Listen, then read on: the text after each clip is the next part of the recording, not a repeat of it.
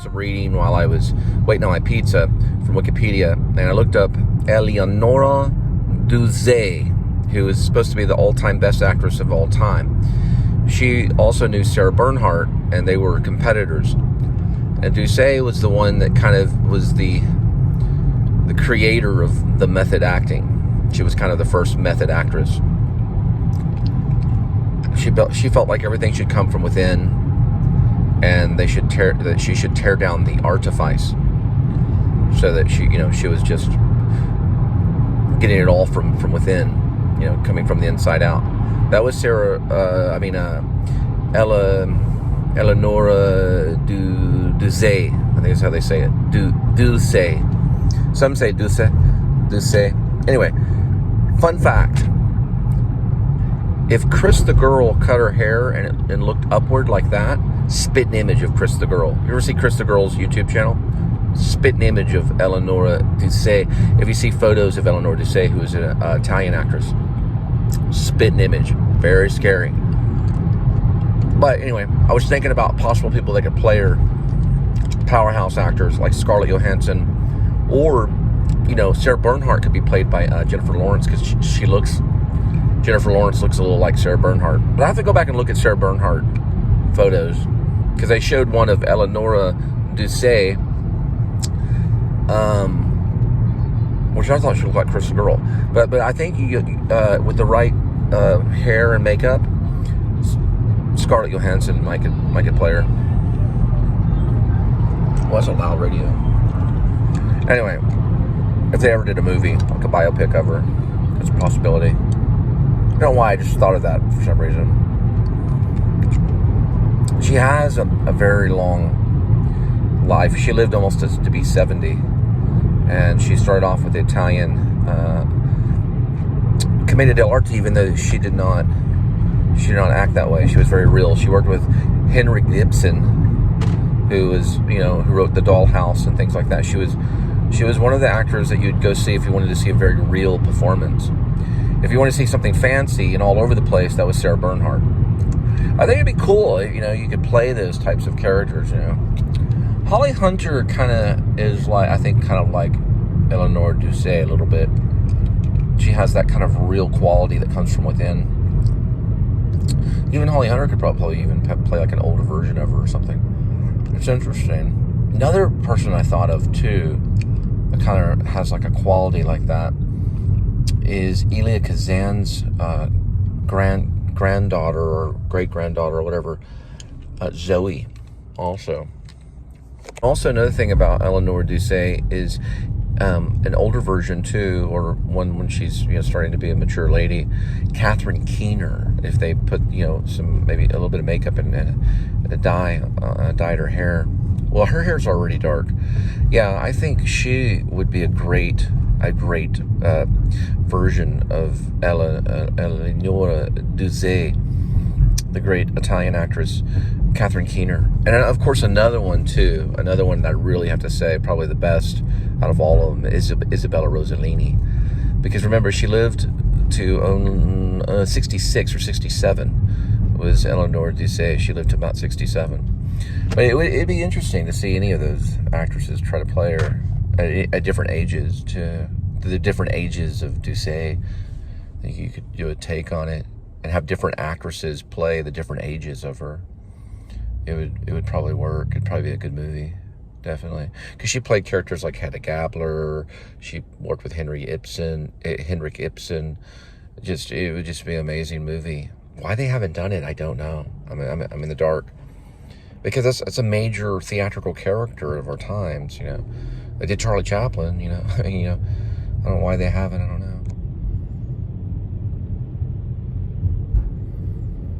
Another one possibly is Zaya Deschanel, maybe another version of her. There's just a lot of different versions. It's kind of... Anyway.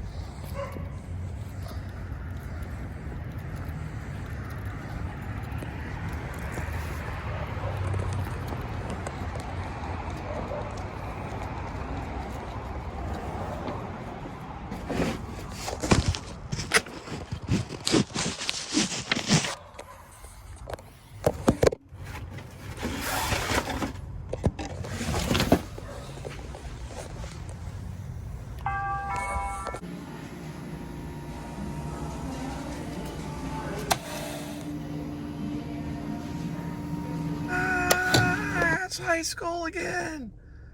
No. That's what I assume when I see my high school. Always picture like John Cusack up there with a sniper rifle. You know, like in Gross Point Blank, the movie. That's Pascal right there. That's the entrance. 6A, baby, 6A. They got the pizza snob.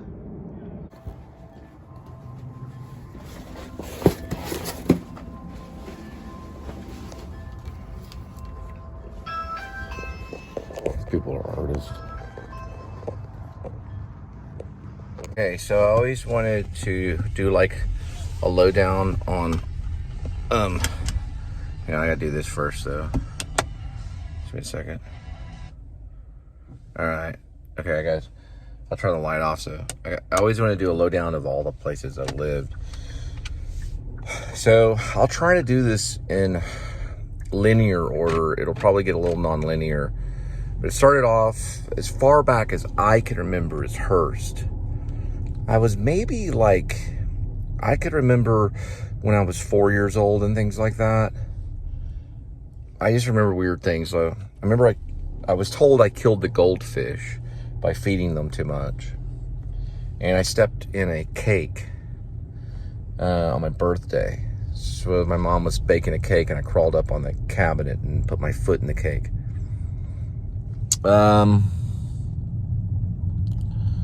Remember some of that. Remember the closet.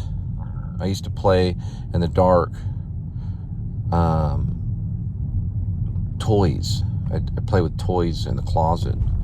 That was at the Hearst place. So I remember pre-kindergarten there too, because I made a clay ashtray for my dad at the kindergarten when I was in pre-kindergarten in Hearst.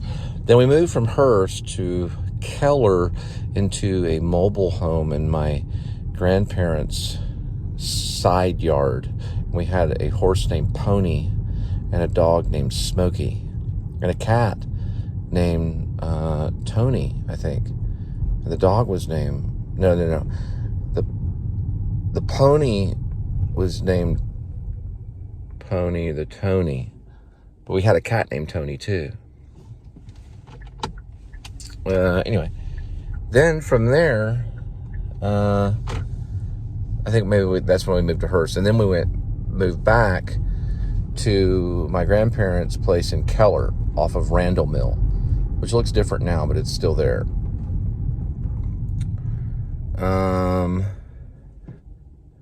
About to pass the zoo.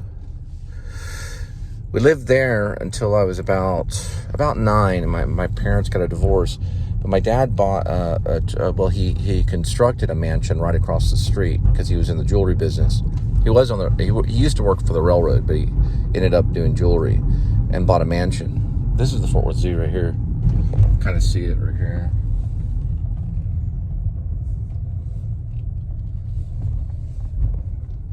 Dang, I can't go down this way. I'll have to back up and move around. Okay, so after we moved into the mansion, and my mom moved around quite a bit until finally she remarried, and then my dad also remarried. And I think I stayed with my dad for quite a bit of time, but my mom moved eventually to Haltom for a little while, and then I think Somerville, Texas. So we lived there for a few summers, and I'd see my mom in the summers and my dad in the winters. My dad stayed in Keller off of Randall Mill in the mansion. Then I think she finally found a place in Haltom. There's a house that she bought from her sister, and I think we lived there for quite a bit of time. I bounced around a lot of different schools. Elementary, well, starting off, which was first and second grade, I went to Glenview Baptist, so it was a Baptist school. I didn't get baptized till I was 40, but I was Glenview Baptist. And then my grandparents lived in Diamond Lock, so I stayed with them sometimes after school. My mom would pick me up sometimes, and my dad would pick me up because they were getting divorced at that time. Then when I turned about, I guess it was like 3rd grade, I was transferred over to Florence Elementary in Keller. I went 4th through, I actually went there for a spell during kindergarten too, believe it or not. It's just strange, yeah. Kindergarten, I went to Florence, and then went to Glenview Baptist for a couple of years, and then back to Florence my 3rd year, 4th year, 5th year, then stayed with my dad in Keller, and I think went to Bear Creek Intermediate, and then eventually Keller High School. Then I left Keller High School eventually and went to North Richland Junior High. That went up to 9th grade. And that's where I finished my freshman year, and then went to Richland High School, the home of the Rebels, back in the late 80s, my sophomore year. And that's whenever I got real kind of punk rock and goth. I dyed my hair black. I looked like the Vince Vega guy from Pulp Fiction, kind of, but I was skinnier. And I had zippers and eventually Doc Martens. Then I left Richland High School because I was living out of zip code with my grandma. And I went to Haltom High School for a spell. Then I dropped out of high school and then dropped back in. And I think I went to Keller for maybe half a semester or a semester, and then eventually left Keller and enrolled in Pascal. Yep, and then I went to Pascal and I moved to Fort Worth to 2618 Willing, and I lived there off and on for quite a bit of time. Graduated in 1993 and went to Texas Wesleyan University on a scholarship for theater arts because I was a big actor at Pascal High School. And I lived off of where Rosedale was in dorm rooms for about 2 years. Then I had to get some mental help, and then I moved to an apartment off of Darnell Street in Fort Worth, which is now the Modern Art Museum.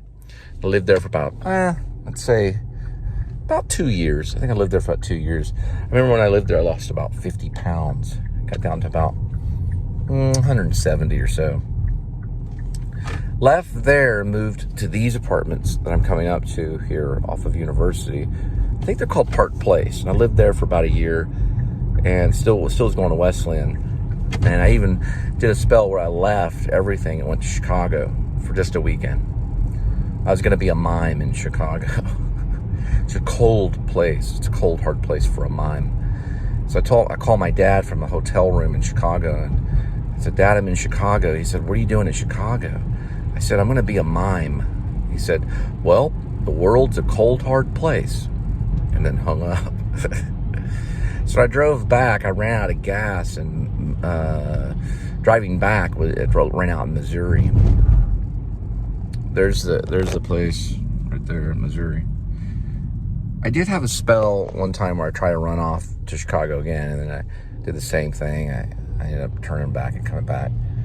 It's a crazy story. I could write a whole book about it, but it is a really crazy story. I kind of forgot who I was for a few weeks, and then I remembered later on.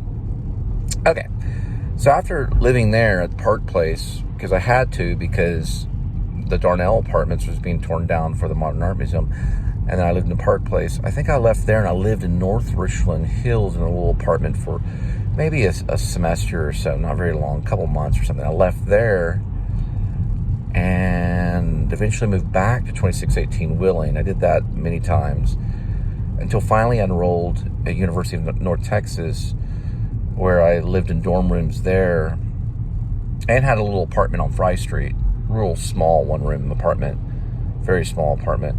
Lived there for a while until I graduated in about December of 2000, and then I took off to Long Beach, California, where I lived in Long Beach for almost a year, about almost 10 months.